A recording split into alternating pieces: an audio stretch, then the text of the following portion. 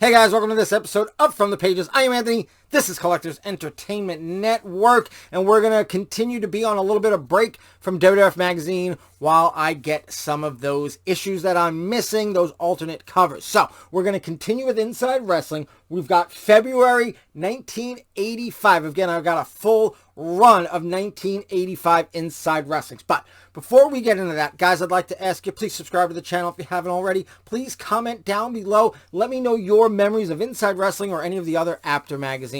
Guys, please share this video with anyone you think may like it as well. And go ahead and give this video a like because that helps a lot too. Alright, so we've got all that out of the way. Let's take a look at February 1985 Inside Wrestling. Let's get into the pages. Alright guys, Inside Wrestling February 1985. We've got Tommy Rich, Wildfire 85, a new tag team partner, a return to Georgia, another NWA World title that has a question mark in it. And of course you got Chris Adams, the Von Erichs Almost Ruined My Career. And up here, Brutality in Baltimore. Can Ric Flair and Harley Race survive another cage match? Alright, let's get inside. Let's open it up. And of course we've just got ads here. I don't even know. Tried to gain weight. Here, of course, is our table of contents. February 1985. What's it say up there? The magazine that rips the lid off pro wrestling.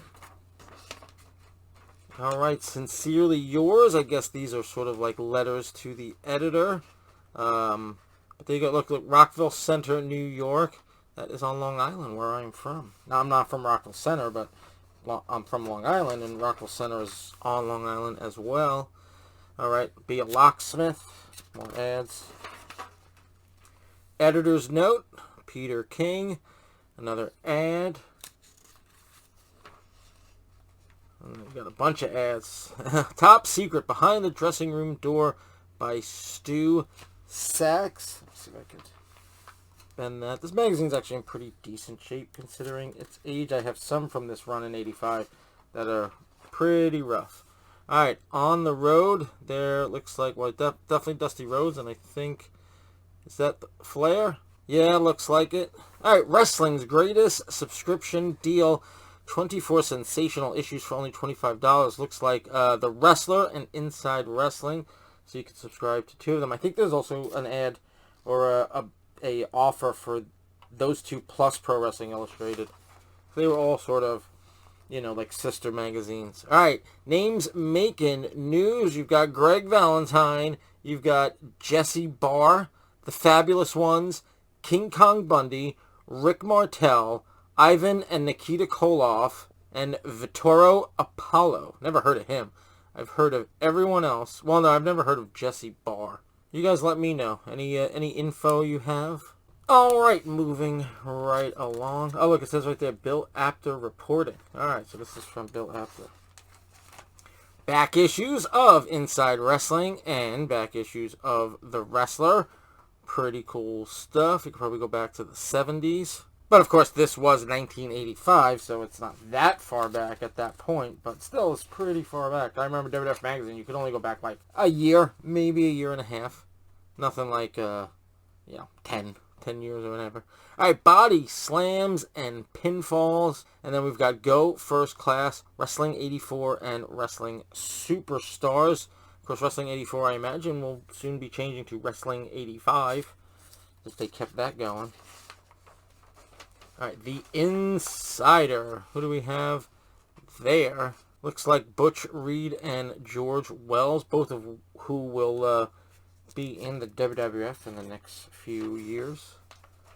Alright, news from the wrestling capitals. You got Hacksaw Duggan versus Hercules Hernandez in Beaumont, Texas. You've got Ric Flair versus Wahoo McDaniel in Columbia, South Carolina. You've got Kamala and Andre the Giant in Charleston, West Virginia. You've got Hulk Hogan versus Big John Studd in Pittsburgh, PA. Crusher Blackwell versus Bruiser Brody in Chicago, Illinois. And Ted DiBiase versus Bob Armstrong in Atlanta, Georgia. All right, Matt Brock's Plain Speaking.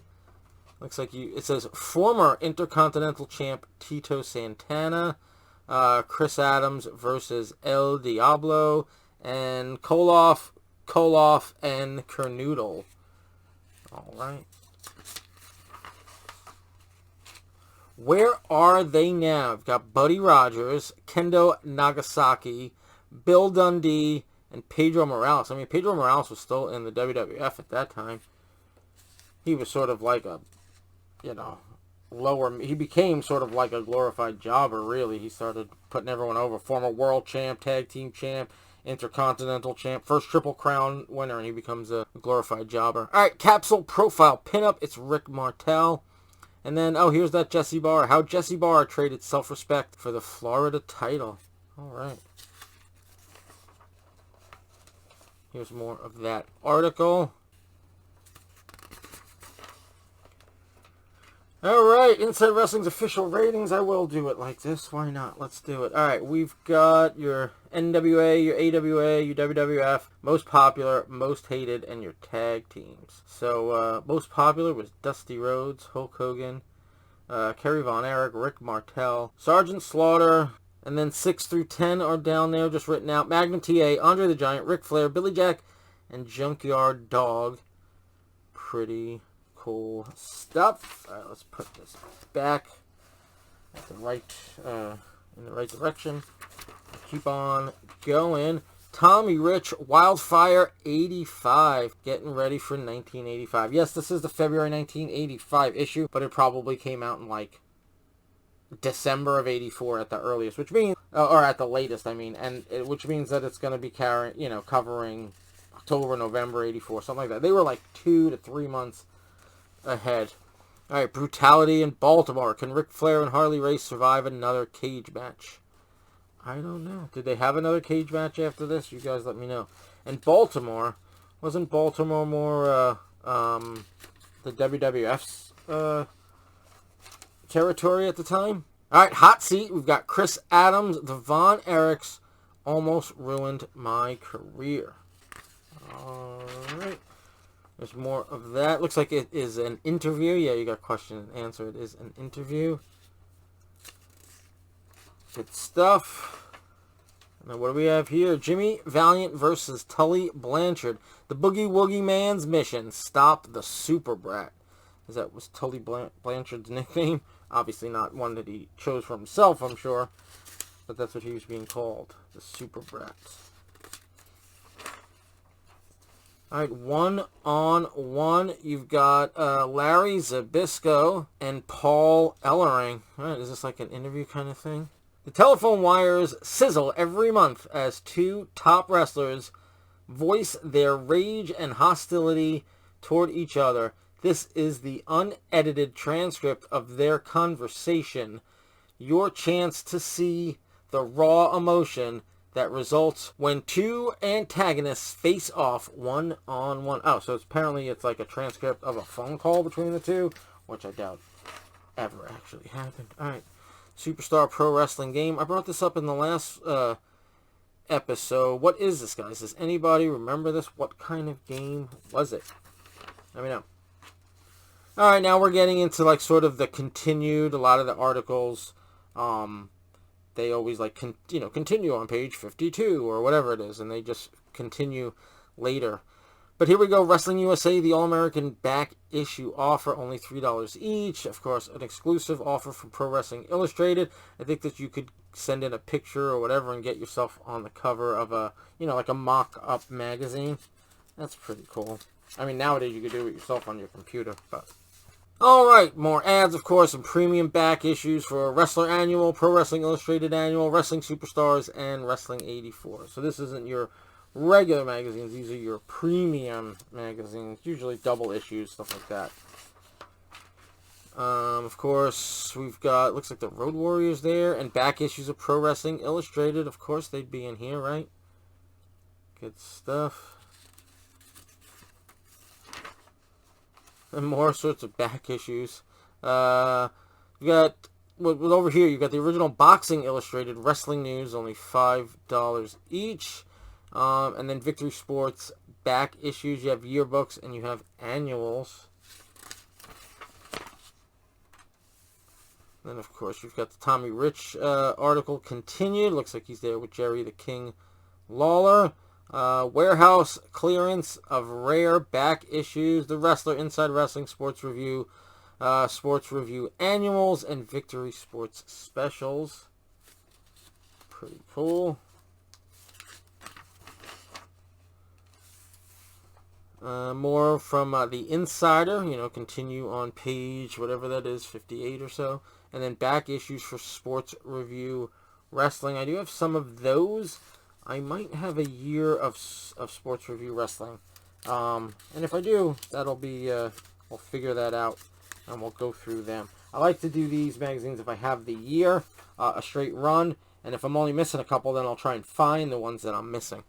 All right, this month in The Wrestler, Greg Valentine wins Tito Santana's WWF Intercontinental title, but does he deserve to be champion? You got something about the Road Warriors, the Kiwi Sheep Herders, which then I think became just the Sheep Herders, and then became the Bushwhackers, if that's who I'm thinking of.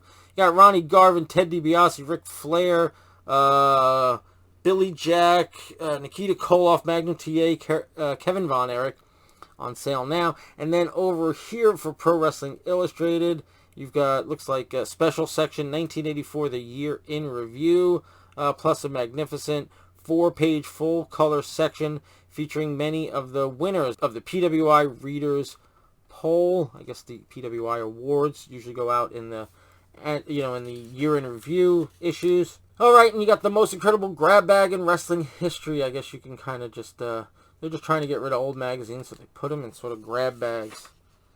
There you go. We've got the Flair race article continued from earlier in the magazine. Road Warrior t-shirt offer, only $10 each. I feel like that was a lot for a t-shirt back in 1985, 84. But maybe not. All right. The Valiant Blanchard article is continued. And we've got exclusive offer, the Night of Champions. Pretty cool stuff. Getting close to the end. I think that this might be the last page. Yeah, and it's just sort of ads and ads and ads. And then you're back. The Wrestling Album 5. Now, this isn't like the wrestling album from WWF. Like, this is just like, it's like a photo album. Not a, a music album. Look, there's Hulk Hogan.